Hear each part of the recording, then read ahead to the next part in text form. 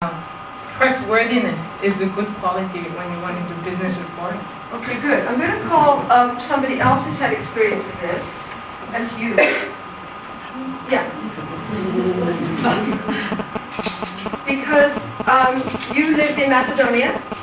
Yeah, let's get your microphone. And you came to EBBF a couple of years. I met you, I think, at a Kuto, maybe a year first. Yeah. And you came and you talked to us about Macedonia, same kind of profile as Rebecca spoke about Bosnia. People have homeless and there's no labeling and all these things. But last year you came here and you made a pitch, and you were describing earlier the success that you had in starting up from a hopeless situation. She actually has a website which is called Lost in Orchid. You know, it's kind of, I read it, it's a very good blog actually, so it's Lost. You actually did something that is trying to change the situation. Small steps. I know some people here have already heard it. Just briefly, tell us again, as an example of how change can happen. So there is a saying, I think, you have to knock on a door so it opens. So I came, I knocked, it opened, and I saw what is inside. Okay. So what happened? Yeah, just repeat, just briefly, for those, we have a lot of new people here today. They won't know who you are. Okay, so I came 1 year ago with a mission to promote Macedonia, to say what are the challenges that we are facing and to ask for help. So some people called me afterwards, we talked on lunch, on dinner, we used the 3 days that we had here. And then soon afterwards I established my company, which is based on the EBBF values, social responsible, that is having like a snowball effect, helping other small projects, but it's very small micro-level company now. Then another company was opened from another EBBF member about recruiting, about employing people. It's also going very successfully. We have interviewed 150 people. Now it's next level is to interview companies. We started with IEF because we met IEF here. And now the third company is on its way. It's about fair trade production in Macedonia, selling the products. It's all very micro. I mean, I don't know. Well, I mean, that's fantastic. Thank you very much. I mean, that's in action. So there are things that you can take. Augusto, as an economist, that kind of personal, direct action, problem, I can't do anything, yes I can, find a way to do it, connect with people, make a difference. How does that fit into your economic, big head model there? I think it fits very well.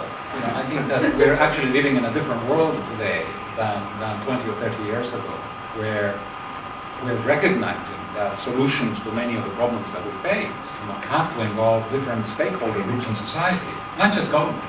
Back in the 1960s and 70s, we looked at government basically as the source of all creative solutions to all the problems that we face. And it's obvious that it's not working. Otherwise, we wouldn't be where we are today. I mean, look at the financial markets in the last couple of weeks. So clearly, there is a role for civil society. There is a role for private initiative. There is a role for the NGO community to work together, to build bridges with the business community and with government to move forward and identifying solutions. It's being done already. We have sort of 2 or 3 very, very good examples of this kind of sort of cross-collaboration, which I think is really the way of the future. Thanks. I mean, Steve, I'm coming back to you because I'm afraid you're the UN guy here. But there's no responsibility for their Okay, well, I mean, and I apparently neither do they. The question is, I'm a big fan, but not that big a fan. Steve, I mean, government itself has a responsibility. I know you're not a politician, except in the way that everybody uses the political systems around them. Government itself has responsibilities. Just tell us a little bit about what is happening, if you can, at the UN itself around these things and the competencies, if I may say it like that, around trying to address some of these kinds of issues of hopelessness, lack of infrastructure and so forth. I know that you're not an expert on this. Anybody here is? Okay. Otherwise you're up here, right? Give us, a little bit of insight about how the UN is trying to address some of these issues, governance level. If you can. You can say that. I'd pass on this one. Anybody know how that's working? Anybody know how that's working? Yeah, okay, Victoria, why don't you have a little stab at that? Well, one interesting thing is that the United Nations started a process called the Marrakesh Framework. It's a 10-year process that's already pretty much in its way about sustainable consumption and production. They established a whole set of task groups of governments who said, we are going to focus on developing certain aspects of sustainable consumption and production in the world to address these kinds of problems. Some of these task forces have come far. I mean, there are task forces that deal with sustainable tourism, sustainable lifestyles, sustainable production and consumption in Africa, etc., etc. And among others, I've been working with the one that's dealing with education for sustainable consumption on the basis that if you start early and start teaching children values, if you start teaching them social responsibility, whether or not they go into business or just function as a consumer or as a citizen in general, that this will help both in giving them hope but also giving them skills and competencies. So there's a long way to go, but that's one process that's being started. Gary, come on up and talk to us a little bit. Thank you. Talk to us a little bit about what's happening in... these people have no idea. It could be you. Talk to us a little bit about what you're doing in Ukraine. About these kinds of issues. You're solving some problems there. These kinds of issues. Yeah, we're talking about justice. We're talking about people who have no infrastructure, who lack it. We're talking about, access to good governance. What are you doing about those things?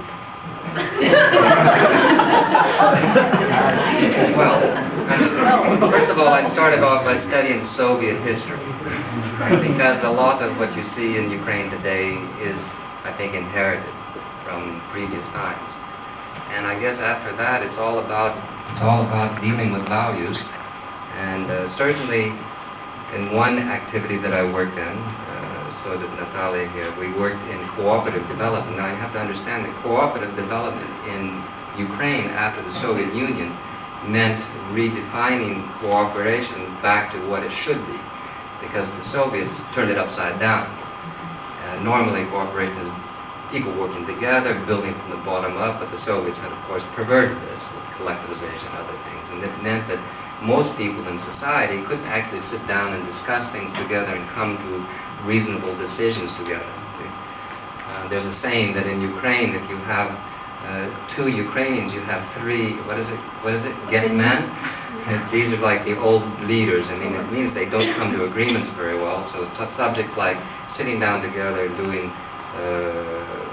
consultative decision-making procedures and consensus is something that was kind of foreign to that society. So in a lot of our work, we talk about values and trying to work together and overcome some of the barriers of time. Are you successful in doing that? Are we successful in doing that? To a certain degree. To a certain degree.